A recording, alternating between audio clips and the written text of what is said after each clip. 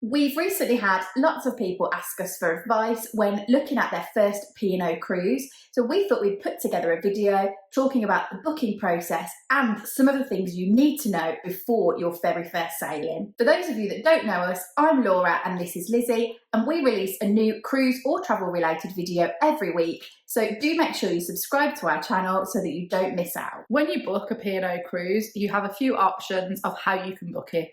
The first option is booking directly with P&O. This can be done on the website or on the phone. A second option, which is the option that we tend to use, is booking through a travel agent. This option just tends to give us a bit of peace of mind because if there are ever any problems, they can sort it out rather than us having to do the hard work.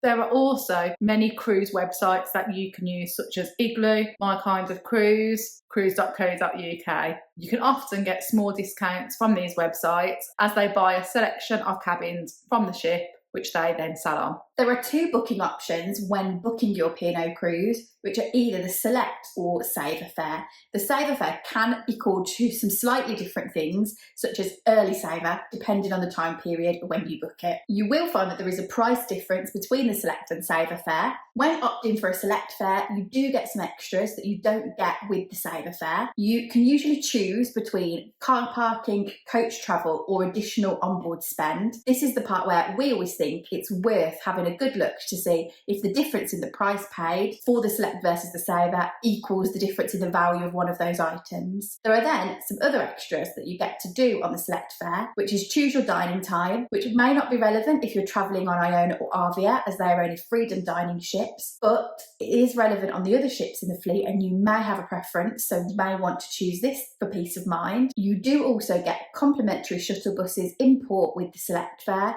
So again, if you've got a lot of ports where you know you'll be using the shuttle bus, this could make that fare more worthwhile for you. And then the thing that is probably one of the biggest reasons why people choose a Select fare over a Saver fare is that you get the opportunity to choose the location of your cabin. Choosing your own cabin can be very important for lots of people, whereas some people really don't mind. Midship and low can be best for the movement of the ship if you don't want to feel a lot of movement.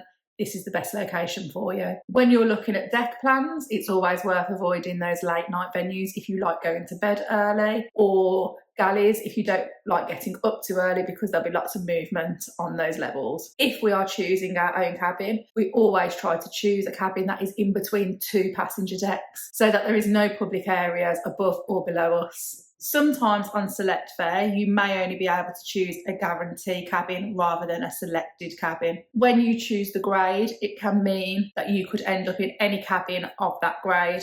When we recently sailed on board Arvia, we were originally allocated an accessible cabin. This later changed. So if you have a strong preference, we highly recommend that you don't choose this option. When making your booking, another really important thing to consider regarding cabin upgrades is whether you would accept an upgrade on the cabin that you've chosen. Now, an upgrade to P&O is not necessarily the same thing as what an upgrade might mean to you. So just because a cabin is of a higher grade doesn't mean that you would prefer it to the cabin that you've originally chosen. You won't necessarily move from a different category cabin. So for example, you won't sort of go from an inside to a balcony cabin or an inside to a sea view cabin.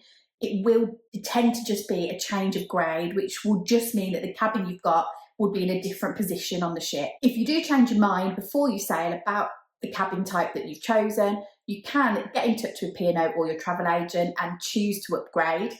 But it's worth noting that the price you'll pay for the upgrade will be the price that it was set at when you originally booked your cruise, not the price difference on the price that it is now. And the final way that you might be able to get a cabin upgrade is through bidding on upgrades. So you may receive an email from P&O in the run-up to your cruise inviting you to bid an amount of money that you'd be willing to pay to upgrade to a different cabin type. You can bid on multiple cabin types. The bid amount is per person.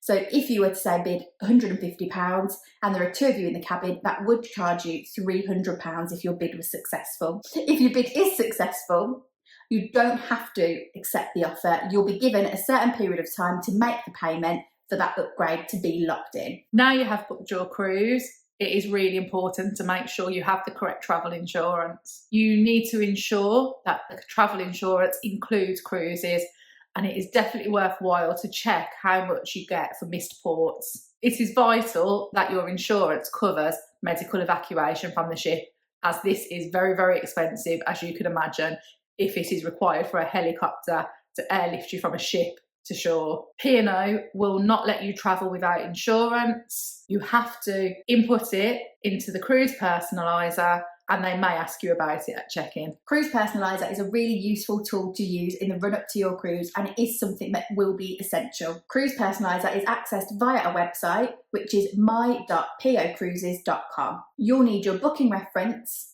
which you can find on your booking invoice, your full name and your date of birth to be able to log in. And then there are various things that you can do in the Cruise Personaliser that will make your time on board much smoother. So you can do things such as book excursions, book additional packages, and book your restaurants and entertainment.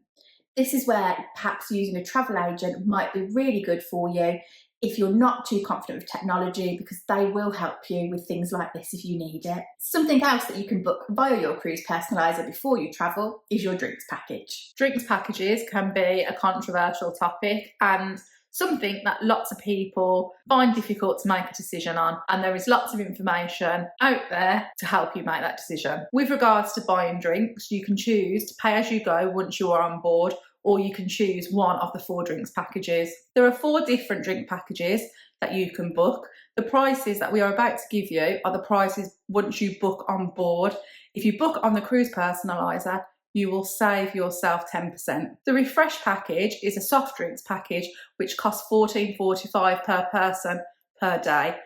The soft drinks on this package are all on tap. The alcohol-free package is $26.95 per person per day. This includes Costa coffees, a variety of soft drinks and mocktails. The classic drinks package includes up to 15 alcoholic drinks per day and as many soft drinks as you require. This costs £48.85 per person per day. On this package, you can only have small glasses of wine, single measures of spirits, and the cocktails are limited. The deluxe drinks package is the most expensive at £60.50 per person per day. This includes everything from the other packages, but you can also have large glasses of wine, double measures of spirits, and there are more cocktails in this package. You can also get a selection of craft beers. If one person in a cabin chooses to have, for example, the deluxe package, then the other person must have the same one too. If there are 2 adults and 2 children in a cabin, and the adults purchase either a classic or deluxe package,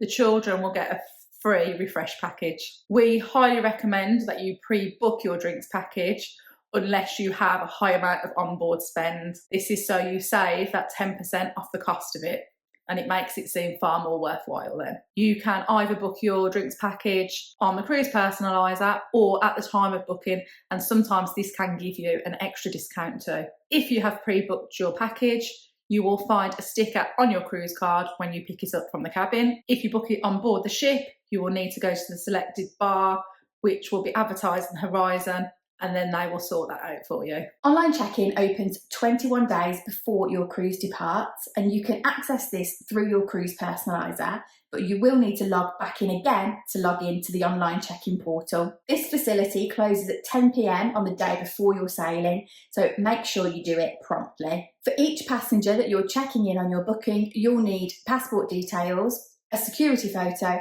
and a payment card. You can apply the same payment card to all passengers on your booking by selecting a tick box. And once you've filled in those details, this will allow you to print out your boarding passes, and you'll be able to print your luggage labels from here too. You will also find out your arrival time for the terminal on your boarding pass, so this will help you to plan your travel. Now you've printed everything off, you will be thinking about packing. One of the best things about travelling from Southampton is that there is no limit on the amount of suitcases you take with you. So if you're on a longer cruise, you can take more than one suitcase. Even if you're on a shorter cruise, you can do that too. It's great for people like us who are known to overpack. There is a weight restriction though, and no suitcase should weigh over 23 kilograms. This is for the health and safety of the staff who will be moving the suitcases. It is also worth thinking about the suitcases, whether you're going to be able to fit them all in your cabin or not.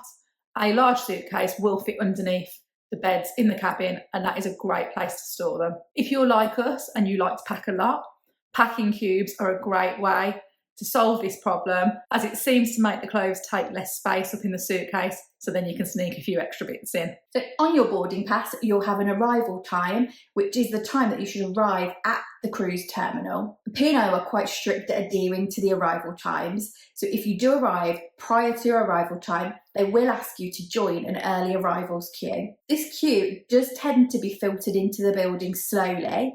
However, there's no guarantee that you'll then get into the building to check in any time sooner than your normal arrival time would have been. Waiting will be outdoors regardless of the weather, so it's probably worth making sure that you arrive as close to your arrival time as possible. When you arrive at the terminal, there are like conveyor belts that lead into the wall, it looks like almost, and you can take your baggage to one of those handlers. These are labelled by deck, so there'll be a specific one for you to head to depending on where your cabin is. The next time you see your case will then be outside your cabin on board the ship. You can then at this point leave the area and pop back into Southampton if it's a little while to your arrival time, or you can join the relevant queue ready to head into the building and check in. Once inside the building, you'll head to the check-in desk where they'll go through usual check-in procedures with you. So they'll check your passport and your boarding passes and clear you for boarding. You may need to have your security photo retaken. It always seems to happen to me no matter what I submit. You'll then head through security, which is really similar to airport security.